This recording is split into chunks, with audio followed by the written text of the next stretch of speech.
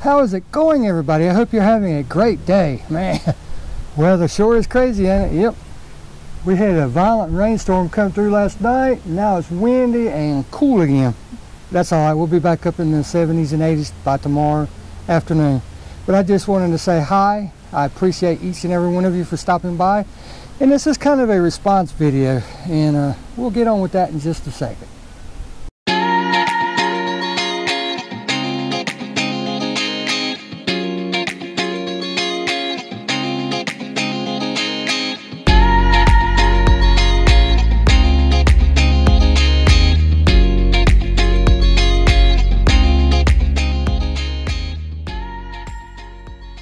Brr. Man, it was cool out there. Had a big gust of wind come through, and man, that was cold. So I hopped in the car real quick. But this video is a request video that one of my supporters asked me to do. And what is it? It's about the 2019 Camaro, like I said. I wasn't going to do this, but everybody and their grandmother's done one by now. And there's so much hate about this car, this refresh, you know. I can understand a little bit of it because, you know, we are creatures of comfort. We don't like change. So, and just to give you a little idea of where we are now and where we're going, you have to know where we came from, okay? And I'll be posting pictures and stuff as I talk throughout this video. So if it's kind of jumpy and everything, like I said, it's just a last minute deal. But it all started with the Mustang guys. You know, they had their car, their Mustang, and that started the whole pony car war. And through time, the body style has changed, but you could still tell that it was a Mustang, and it still had its heritage. Well, you know, the last body style change they did, the Mustang guys were just all up in arms about it. Well, I can understand, because with the Camaro, you know, when the first Mustang came out, it caught everybody off guard. All the manufacturers scrambled to try to come up with something. And in late '66, Chevrolet designed the first Camaro, and it was released in '67. And along that, you know, that was the answer to the Mustang. And by '68, late '68, they were actually outselling the Mustang, and then '69 was just a total hit. This is the first gen of Camaro. It's called the first generation. There's been 6 generations, and I'll show you pictures as we go of all the generations. But you had the first one, which was the '67 through the '69 models, okay? And that was a huge success. I mean, oh man, Chevrolet and GM was so happy with this, and so was the end user, the buyers. And you know, everybody was just happy and tickled. Well, then the gas wars came and everything, and then GM and Chevrolet adapted, if you will, for lack of a better term, and came out with the second generation, which was really a 70 and a half, but it was released as a 71 model Camaro. It's the one that had the split front bumperettes, and that was kind of a mixed review. People, yeah, it seemed like half the Chevy guys liked it and half the Chevy guys didn't like it. But as time has grown and gone on, it has become a very popular model, and one that is very sought after. Let me open this sunroof, let a little bit more light in. There we go. Very sought after and very expensive body style right now. It's gone crazy. So, you know, the Chevy Camaro guys got all bent out of shape about that. And I don't know. Like I said, half liked it, half didn't. So then they did the refresh, and you know, then it didn't, and it got a little longer, a little lower. It kept the same lines for a few years, basically all the way up to what, 78, 79. And by then everybody was used to the body style and all that good stuff. Well, then they came out with the third generation Camaro, and everybody knows what those are. Those were the IROCs, the RS Camaros. And again, they were very lackluster on power, but for what they were able to have in the day, they were still right there with the Mustangs, and in most cases was able to whip the Mustang, you know. The Z28, yeah. Mustang couldn't hardly touch it. I mean, they had the Fox bodies and stuff, but you had that whole IROC thing going on, and turned out to be a very popular body style. And arguably, it was more popular than the second generation Camaro. I know I'll get a lot of hate about that, but you know, let's face it, it was arguably the more popular than the second generation. The first generation, nothing's going to top that, right? Still to this very day, that is one of the most sought after generations of Camaros. Well, you know, that did very well, and everybody got used to it. And we'll be stepping out of the car in just a second, so just bear with me, and if the wind comes up and everything, I apologize. There's nothing I can do about that. Whatever the big man wants, he's going to get. But in 1993, GM and Chevrolet came out with the fourth generation of Camaro. And this was geared toward, again, whooping on the Mustangs. But it was a total redesign. I mean, it got a little shorter, it got a lot lower, and I mean, just the whole body was a complete redesign. And if you've caught the constant theme of Chevy and GM's thought process, whenever they do the body style change, it resembles nothing of the ones before, okay? The second generation doesn't look nothing like the first. The third generation looks absolutely nothing like the second. And now we're up to the fourth generation. And let me show you mine. That's why I said we'll be jumping out, because if you didn't know, if you're new to the channel, whatever, I have a fourth and a fifth gen Camaro. Okay? Yes, I am a Camaro guy, hence the name Camaro Time. But here we go. And I'm sorry for the dirt, but like I said, we had a big rainstorm and all that crap, and you know, just long story short, it's dirty. Okay? But yeah, GM came and they put this squished pointed front end on it with the double headlights, and this really upset a lot of people. They didn't like the front end. The rest of the body they could stand, okay? You had a real small pointed front end. There's no grille per se. You know, it looks nothing like a Camaro, which the third gen didn't have a grille either. But I mean, just the front ends are all, you know, plastic, fiberglass, but rubber, composites, or whatever you want to call them. But nobody really liked this body style, and still today this body style gets a lot of hate. But this body style is so cheap to get now and so easy to mod, and there's so many parts out there. But it came standard with the LT1, which is out of the Corvette. You know, the Corvette and the Camaro share a lot of parts, and the Corvette guys and the Camaro guys are always going at each other about it. But it's one of the most aerodynamic body styles that they've made. Okay, like I said, as you can see, it looks nothing like any other Camaro that's been out there. But that's the general theme with Chevy. Let me turn this way and get you out of the air. That is the general theme with Chevy. And this is where, I don't know why it's like this, but a lot of people, like I said, I guess we're creatures of comfort, creatures of repeatability. You know, we want things to stay the same. And with Chevy, it doesn't. The Camaro does not stay the same. Even in the refreshes, they make subtle changes, you know. Well, let's see, what was it, 2002, I think it was the last year of the fourth generation. They had made refreshes, you know, instead of having this open area right here, they had the double bubble looking headlights. But the overall body pretty much stayed the same, the body lines and everything. And they changed the engine out, what was it, 94? They started putting the LS1s in, and ooh, excuse me, God, I had a chill, man. Weather, I'm sorry.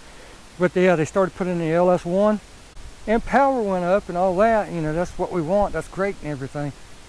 But in 2002, they ceased to produce the Camaro. They stopped. That was it. And everybody and their third world cousin was all up in the arms, like everybody had to have one then, you know. All of a sudden the fourth gen became such a popular car because there wasn't going to be any more Camaros. And then, like the first gen, Chevrolet and GM was working behind closed doors, working on a great surprise for us. And what was that? They went back to their heritage, back to their roots. And outside of the first gen, this was one of the most popular Camaro designs since they've been doing the Camaro. And that was the 5th gen. Yep, 5th gen. And this is the reason I bought this particular car. And it looks just like the most popular one that they've done, which was this 69 Camaro. You know, they went back to a grille. They went back to the single headlights, you know, on each side, just like the 69. Now, granted, they put these are daytime running lights. On some of them, the fog lights, but they took them, you know, on the 69, they were here, and put them on the outside, and then they came up with this part of the grille. But now they have a grille, right? The body line resembles the 69 Camaro so much that everybody had to have one. It was, like I said, it's their second most popular line in the Camaro lineup. I mean, it has the quad tail lights on the back, or double headlights, whatever you want to call it. 2 headlights on each side. The body line resembles a 69 Camaro, you know. Now, let me get back in the car. Whew, man, I tell you what. But the 69, like I said, was their most popular body style ever. And this 5th gen, this is a 2012. The 5th gen came out in 2010, the first one. And it was an instant success because, like I said, they went back to their roots. They went back to their heritage. And the body style and everything just looks so much like the 69, but has the styling and everything that we have come accustomed to. That we have become accustomed to, you know, we like, let's just face it and say it, sexy lines. We don't like square bodies. We don't like big bulges or anything like that where the big bulges don't belong. So, and you know, they came and they gave us a great 6-speed. They gave us the instrument pod down here like the 69 had, you know. And then, like in 69, they gave us power with the LS3 engine. 420 some odd horsepower. I think it was 423, I think it is. And I don't keep up with numbers. I'm in it for the car, okay? But yeah, they got back more to their heritage, and they saw a great increase in sales. It got a big boost in performance. But for me, a lot of people really like the 6th gen, but for me, I don't like the front end on it. I mean, that's been my biggest drawback of the whole 6th gen. I mean, everything else is perfect about the car. The 1LE and all that, the ZL1, all that stuff is just perfect, except for that front end. I do not like it. That's my personal preference, my personal opinion. A lot of people really like it. They say it just looks mean and nasty, and in some cases it does. But it's not my personal preference. Now, here we are, you know, 2019. Here we are at a refresh again. 2020, they'll probably have another body style change. What will it be then? I don't know. Will people be upset about it? Yes. Like any body style, you'll like it or you'll love it. But if you look at this 2019 refresh, a lot of people say it looks like a Dodge Challenger. I mean, a Dodge Charger. Some people say it looks like a Honda. Okay. It looks like this, it looks like that. All cars do, right? To some degree, all cars look like this or that, if you really set them side by side.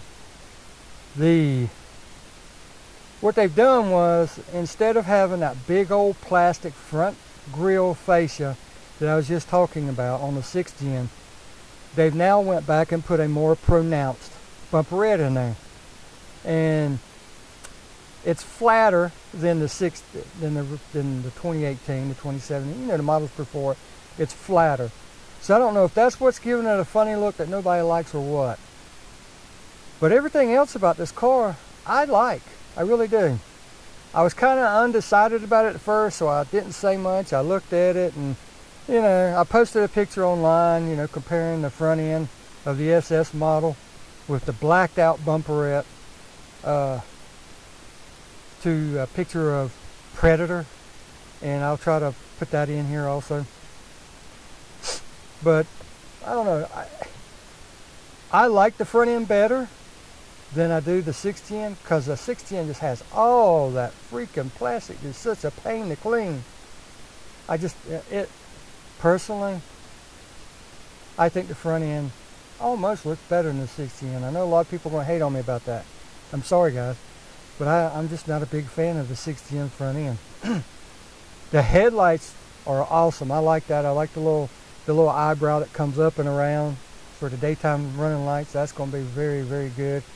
The headlight itself, you know, kind of resembles the 610 that you have now, except for that LED bar in there.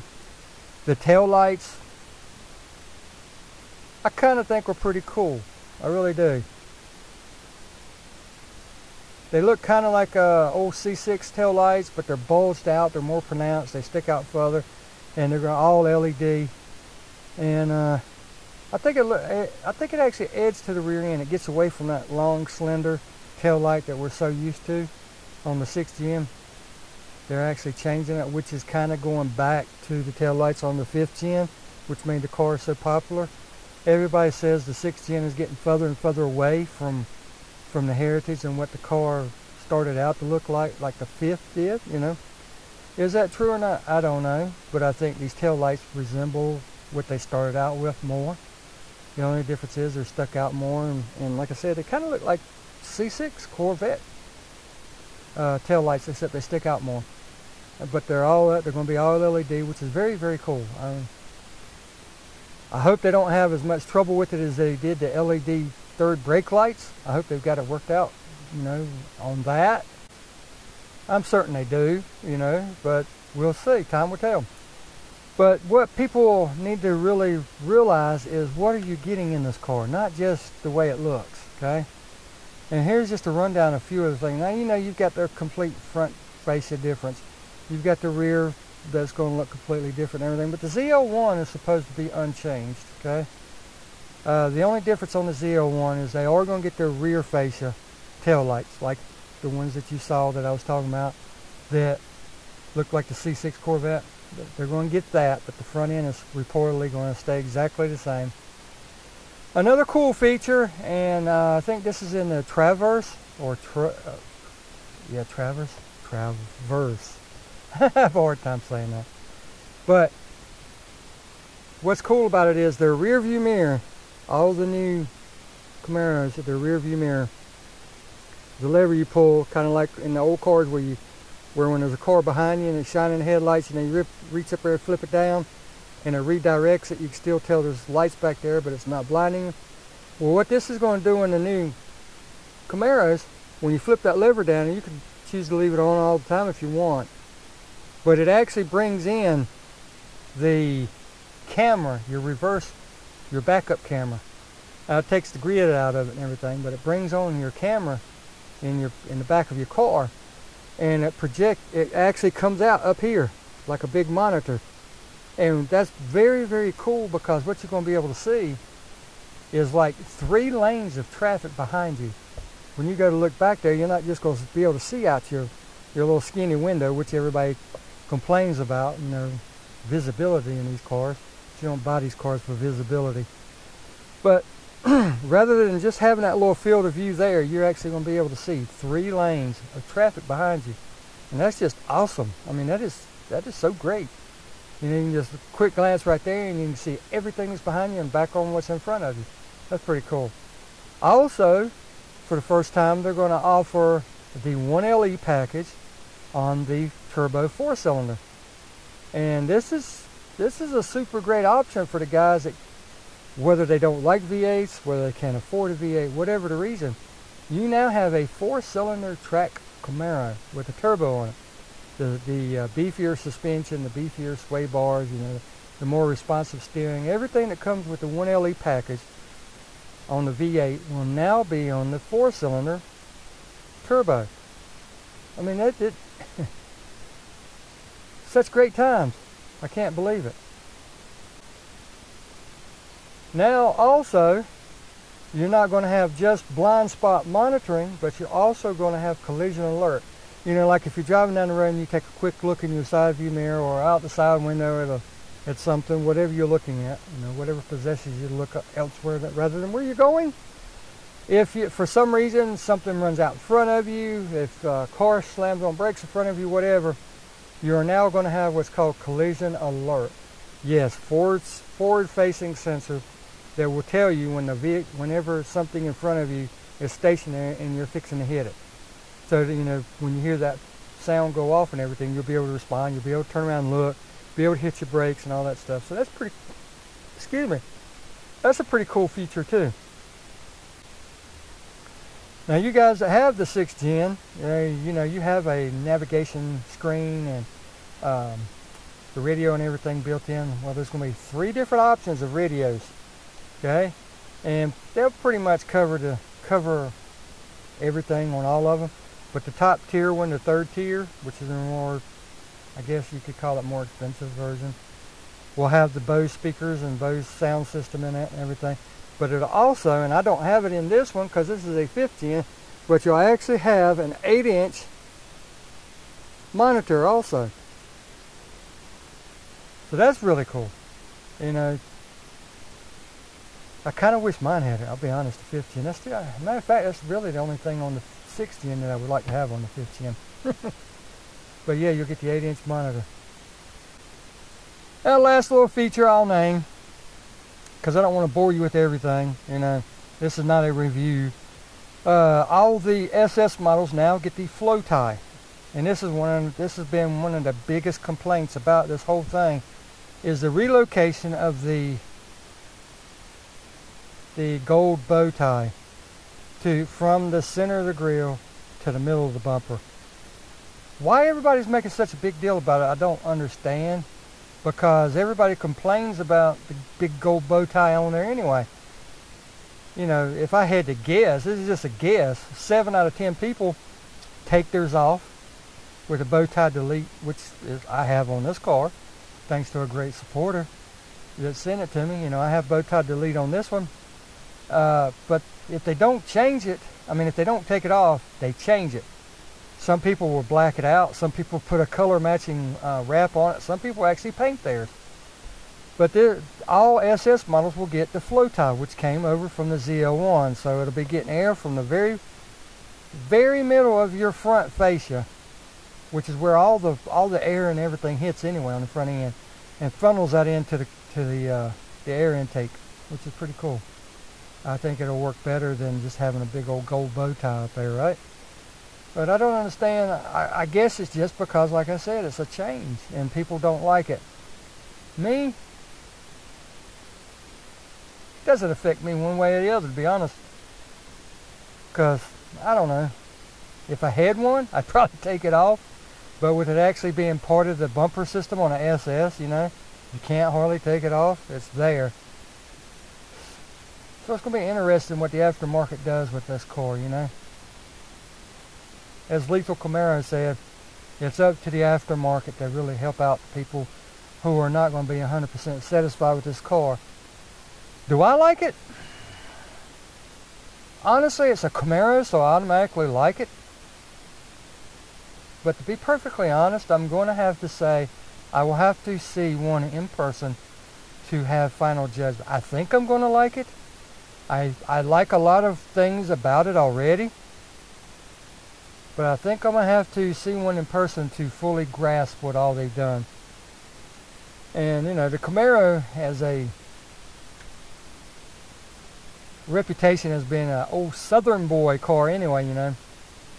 So, I don't know, I'm a Southern boy, so what can I say? I like the Camaro, and I like the heritage with it. I like the history with it. I like that it's a muscle car rather than a pony car, you know. I'm glad it got away from that stereotype. Even though it is still a pony car by size, and because of the fact that it has 2 doors and all that, and it has the long hood with the short trunk, it still is a pony car, but it's truly a muscle car. And with the ZL1 and everything, it's becoming a sports car. But like I said, I'm just going to have to hold final judgment. I like it, but I don't love it. in order to love it, I'm gonna have to see it in person and see what I really think about it.